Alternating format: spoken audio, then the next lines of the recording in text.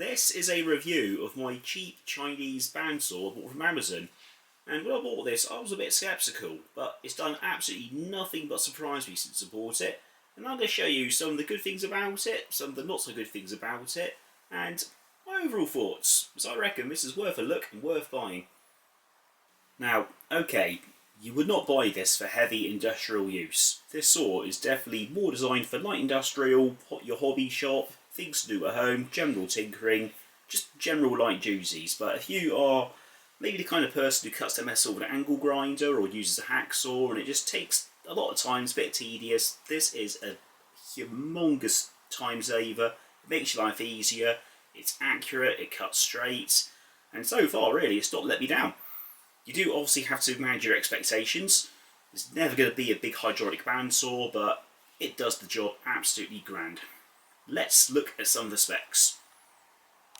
This is how it was when I bought it back in 2020, so quite a while ago, but since then it's still going very strong. The price then is half what it is now on Amazon, but if you shop around, the price varies massively, all under different brands, different colours and so forth. Ultimately, it is stamped out of the same factory in China somewhere. On delivery, it was well packaged, with some assembly required, after which it was plug in and play. I've listed some specifications on there, such as capacities of materials, blade speeds and the size of the blade. The vise the material clamps in is completely made out of cast steel, it's very strong, it's not flimsy, and overall, it's done nothing but impress me. This saw is completely made out of metal. The only plastic parts are the handle here and also the blade, the motor guard. Even then, most of that is metal, but the whole thing is just a big lump of cast steel. All that is cast, the vise is cast, the housing is cast, the base is made out of sheet metal, but it's all welded together, it's quite solid. The blade guard and the blade guides, all metal. It's just all metal, so in general use, it ain't gonna break. Let's have a close look at the controls. It's all very simple. Turn a knob left for slow speed and right for faster. And also next to this is the main switch for power, a simple flick on or flick off. When you're ready to operate the saw, you flick the red switch to the on position and quite simply squeeze for on, release for off. On. And off. How is your material clamped into the saw? Well, the good news is this saw has a complete cast iron vise, clamps really tight, keeps your workpiece secure, helps you get those accurate cuts. So that's a good plus straight away there. And speaking of the vise, you can adjust the width using a little turny handle, which I shall go through in a second. But to cut your material and get your material sizes, if you loosen off this blade guard, you can increase or decrease the width of material we put into the saw. You can get up to about 105mm, so 4¼ inches wide diameter material in here. I've cut 50 by 50 by 1/4 inch angle iron quite happily in here, but a 4-inch tube, it is doable. So if we get a tape measure, do some measurements. At the back here, you can have up to 75mm of height, so 3-inch maximum height. But if we look at the width of the vise as it fully opens, so windy, windy, windy, all the way out. Cool. We have here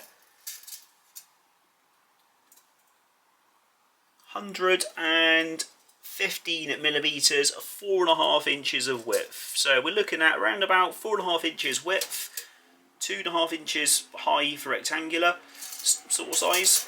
So yes, it will cut to 4-inch width, but height wise looking at about 2½ inches max. May have a few limitations, especially if you're cutting a 4-inch tube perhaps. But again, this is not designed to be a big industrial bandsaw for big stuff. For hobby use, it should suffice absolutely fine. Again, do bear in mind though, if you are going to cut things at an angle, at the 45, you may have a few measurement limitations again. Only the actual saw itself moves, not the vise. So if we just look into this quickly, come around this side. Not sure how clear that is for you guys, but you've got the angle factors here. You can adjust the blade guide to accommodate wider stuff. Just pull this out. But you are restricted, perhaps a little bit by the vice, so angles, slightly smaller widths. I should mention as well, what if you want to do an angled cut, maybe a 45 degrees? Let's have a look. So, this little handle here, loosen her up, and then the whole arm swings right through to 45 degrees. Not sure how clear it is in the camera, but there you do have a little angle guide, 0 to 45, and you can make good, accurate angled cuts, ideal for making a square frame. The saw does facilitate that very well, and it's just another really good feature about the saw. Really, for the money, I think it's really up there. The saw features a frame lock so it can be secured closed or fully open at 90 degrees. Just pull this knob in or out and secure in a locking hole. When secured at 90 degrees, you do have the option to convert this to a vertical bandsaw. This is a future project I shall be doing soon, so if you want to see that, hit subscribe and check it out shortly.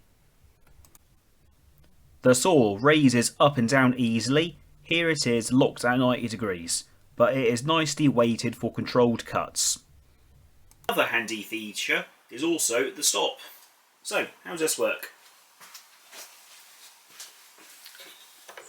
Quite simply, wind her out, like so, get your material, stick it in the vise, measure-y, get it to the length you want, clamp it in the vise, and then set this to however long the material is you want to cut. Then, using this little knobbly thing, tighten her up. And that is pretty solid. So if you're making repeat cuts, again, huge time saver. I've used this to do repeat cuts of up to 10, 20, who knows. Saves a lot of time, so you measure things individually. Again, helps with the accuracy. Never a bad thing. To adjust the blade tension, quite simply, turn this knob at the back. Turn it one way, blade loosens. Turn it the other way, the blade tightens. The blade has the typical two pulley system. One pulley attached to the motor, the other pulley is attached to a bearing, and quite simply, being a bandsaw, the blade runs round and round continuously. Just like any other bandsaw, so nothing unique there. You're probably thinking, how do we get to the blade? Maybe you want to change it for a new blade, maybe you've broken a blade. Incidentally, I very rarely break blades in this saw. A lot of this is down to the user. Set up the saw correctly, use the correct speeds, use the correct feed pressure, your blade should not break, but it happens. So if you need to break, if you need to change a blade, quite simply lift the saw up to its vertical position.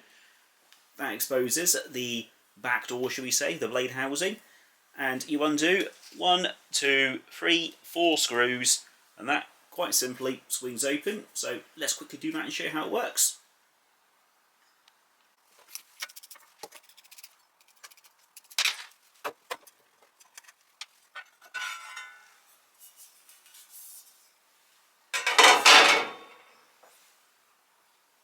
Okay then, and here's the saw, the blade guard removed. Let's go a bit closer, have another bit of a closer look. So there's your main pulleys. Everything is running on bearings. So it's nice and smooth, there's no vibrations, no juddering, there's nothing you don't really want in the saw. Again, full metal build, so that's good. And the bottom there, pretty much more of the same. This is the main pulley connected to the motor, so this is the one that runs under power. And once again, a good solid construction, all metal, bolted in place. When you want to change the blade, just like any other horizontal or vertical bandsaw, loosen the blade tension at the back. This then lowers that blade, which makes the blade slack, and that blade quite simply pulls out, and you insert a new blade in. Overall, it's all very, very simple and straightforward. And as I said before, I've never had any trouble with bandsaw at all. Really haven't. It's been great. Okay, that's enough blabbering from me. Let's have a little cutting demonstration.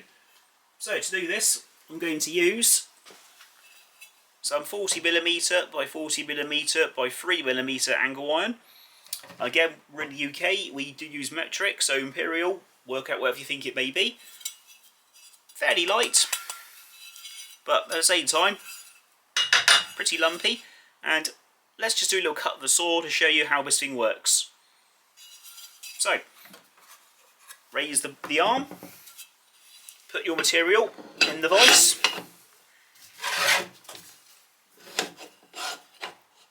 tighten her up, and once that's tight, that ain't going anywhere. Nice and secure, helps you with a good accurate cut. Let's go ahead and cut this. So, 40 by 40 by 3 angle iron, in the vise it is. Let's adjust the blade guide. Now, one really important thing about accuracy with any bandsaw is all about the adjustment and the setup. So, whatever material we're cutting, the blade guide should always be adjusted so it's not much more than the width of the material. Because the further out this section goes, the more wobble we get in the blade. The smaller this section, the less wobble you get. So there's no reason to have this wider than the material cutting. So, adjusting this. Get it nice and tight. There we go. Nice and solid. So, that is all secure.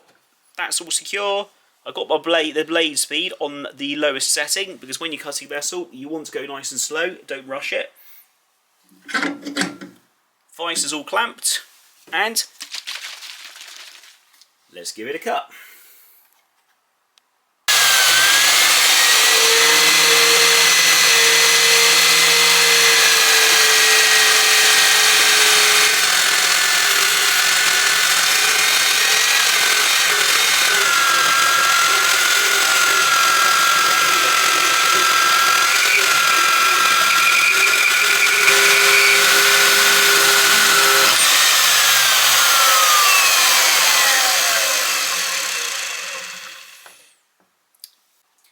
So it's cut, but the real acid test, is it square? Doesn't matter how good your bandsaw is, if it ain't cutting square, if it ain't cutting straight, it's no good. So this is where I may look like a hero, or may look like a complete plonker. Let's check it out.